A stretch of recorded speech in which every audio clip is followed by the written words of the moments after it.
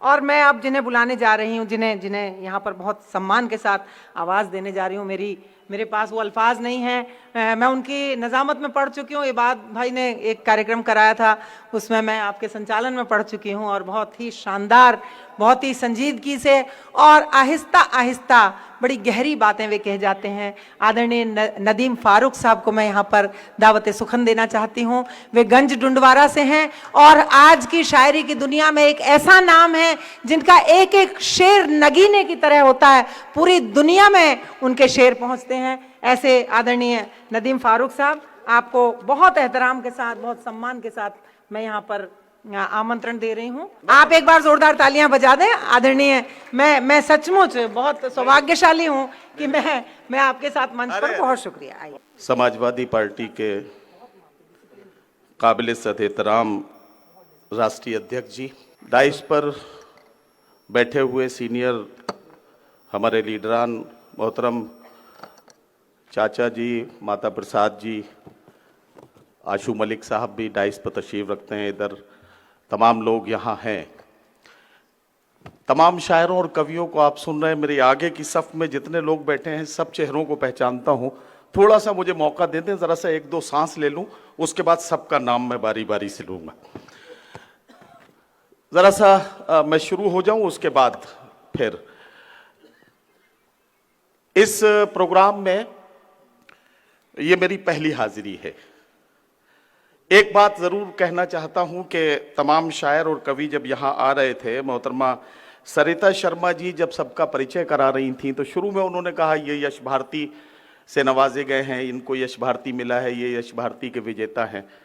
जितने लोगों को यश भारती नहीं मिला है, मैं उन्हें ये उम्मीद दिलाना चाहता हूं कि जब वो माइक पर थे तो मैं भैया के चेहरे की चमक देख रहा था। 27 में जब सरकार आएगी तो उनके नाम के साथ भी यश भारती जुड़ जाएगा। इसमें बहुत ज्यादा परेशान होने की जरूरत नहीं है। नहीं, बिल्कुल होगा, बिल्कुल। जी जी जी।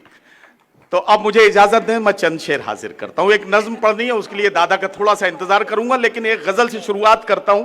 आशू मलिक साहब ने गजल का इशारा किया है। आमतौर पर मुशायरे की निजामत में सुमैया राना मेरी बहन बैठी हैं, तो मुशायरों की निजामत में ये मौका नहीं मिलता है पढ़ने का, लेकिन आज चूंकि बहैसियत शायर हूं तो मुझे अच्छे से पढ़ने का मौका मिला है, तो मैं एक गजल से शुरुआत करता हूं। स्वागत। मतलब हाजिर करता हूं कि वो पथराई सी आंखों को भी काजल भेज देता है, सुलगती दोपहर में जैसे बादल भेज देता है। वाह वाह। जहां वाले उसे जब याद करना भूल जाते हैं, जमीनों की तहों में कोई हलचल भेज देता है। वाह वाह वाह। जहां वाले उसे जब याद करना भूल जाते हैं, जमीनों की तहों में कोई हलचल भेज देता है।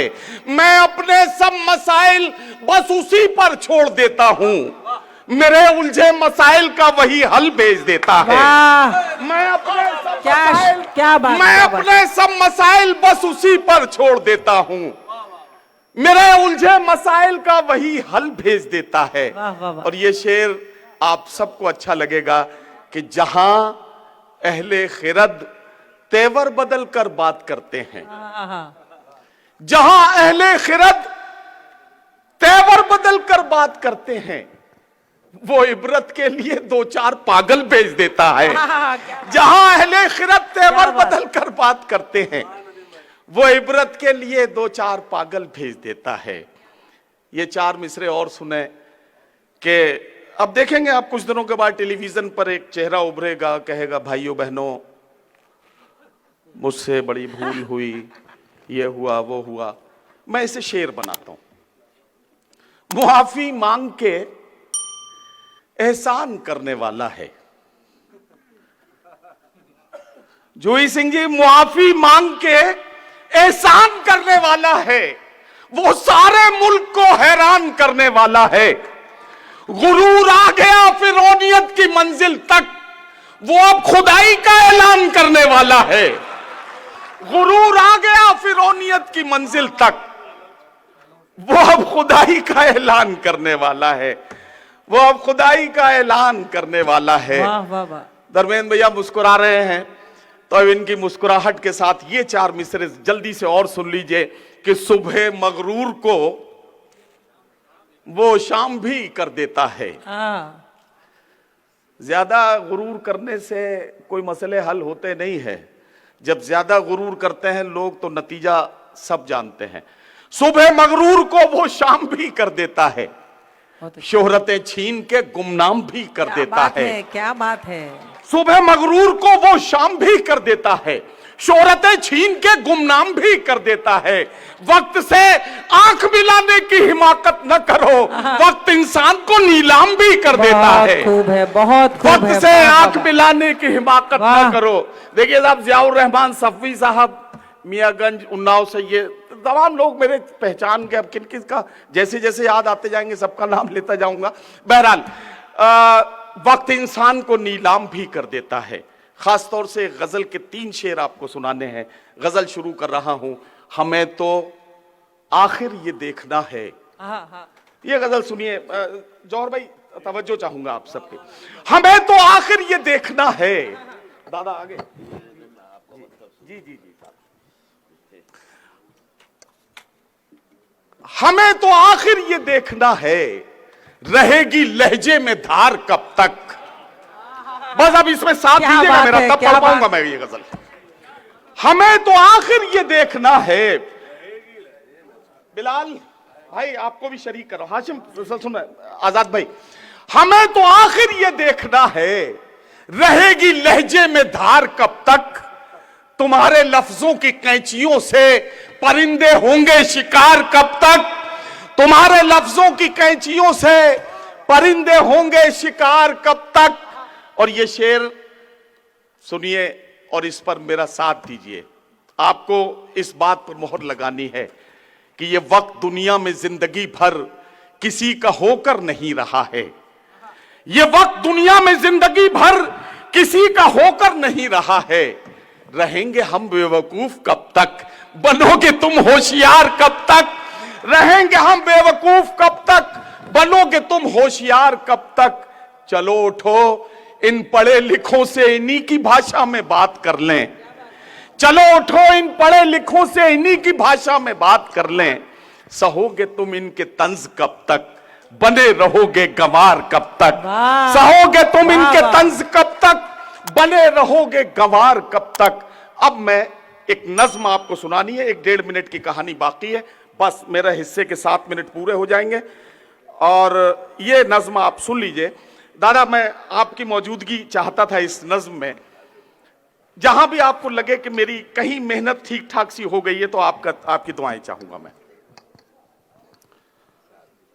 अब सुनिए, 2 पीढ़ियों को मिला रहा हूं इस नज्म में। मतले से शुरू करूंगा और मतले इसके आखिरी 2 मिसरों पर बात मुकम्मल होगी और उस पर आपकी मोहर लगेगी। अब तक यूं बुजुर्गों की रिवायत पे हैं कायम। अब तक यूं बुजुर्गों की रिवायत पे है कायम। अखिलेश में आते हैं नजर हमको मुलायम। वाह वाह वाह। अब तक यूं बुजुर्गों की रिवायत पे है कायम। अब तक यूं बुजुर्गों की रिवायत पे है कायम। अखिलेश में आते हैं नजर हमको मुलायम। नेता अखिलेश में आते हैं नजर हमको मुलायम। एक उम्र गरीबों की वो आवाज बने थे। अगर बात सही होती जाए तो बताते जाइएगा। एक उम्र गरीबों की वो आवाज बने थे। मजदूर किसानों के लिए जेल गए थे। मजदूर किसानों के लिए जेल गए थे। आदर्शों पे चलते रहे बस लोहिया जी के। आदर्शों पे चलते रहे बस लोहिया जी के। नेताजी कभी भी न झुके आगे किसी के। आदर्शों पे चलते रहे बस लोहिया जी के। नेताजी कभी भी न झुके आगे किसी के। नेताजी कभी भी न झुके आगे किसी के। जो करने की ठानी थी वही करके दिखाया। जो करने की ठानी थी वही करके दिखाया। पिछड़ों का किसानों का जो हक था वो दिलाया। वाह वाह वाह। जो करने की ठानी थी वही करके दिखाया। गो भाई आपकी भी दुआएं चाहूंगा कि जो करने की ठानी थी वही करके दिखाया। पिछड़ों का किसानों का जो हक था वो दिलाया। हर वक्त गरीबों की हिमायत में खड़े थे। बात सही है ना? हर वक्त गरीबों की हिमायत में खड़े थे। ओहदा तो बड़ा था ही वो दिल के भी बड़े थे। वाह वाह वाह। हर वक्त गरीबों की हिमायत में खड़े थे, हर वक्त गरीबों की हिमायत में खड़े थे, हर वक्त गरीबों की हिमायत में खड़े थे। ओहदा तो बड़ा था ही, वो दिल के भी बड़े थे। हर जुल्म से लड़ना है ये बतला के गए हैं। हर जुल्म से लड़ना है, हर जुल्म से लड़ना है ये बतला के गए हैं। हर जुल्म से लड़ना है ये बतला के गए हैं। नेताजी हमें रास्ता दिखला के गए हैं। जिंदाबाद हर जिंदाबाद। जुल्म क्या से बात, लड़ना क्या है, बात। वाह वाह हर जुल्म से लड़ना है। वाह वाह। यामीन भाई कहां हैं? वाह वाह वाह। यामीन भाई के तवस्सुल से आपसे मुलाकात हुई है मेरी, शकील नदवी साहब और ये पूरा संयोजक मंडल, मेरी बहनें यहाँ बैठी हैं, और रंजन जी कहाँ हैं? इन सब को मुबारकबाद दीजिए, जरा एक बार इन सब के लिए तालियां जोरदार बजा दीजिए। यामीन भाई की बड़ी मेहनतें, और किस तरह से इन्होंने एक एक बार में कई कई फोन करके और याद दिलाया। बहरहाल हर जुल्म से लड़ना है ये बतला के गए हैं। नेताजी हमें रास्ता दिखला के गए हैं। नेताजी हमें रास्ता दिखला के गए हैं। अब आखिरी शेर पढ़ने जा रहा हूं, इस पर मोहर लगाइएगा अपनी। नेताजी हमें रास्ता दिखला के गए हैं। अखिलेश जी अब जंग का ऐलान करो तुम।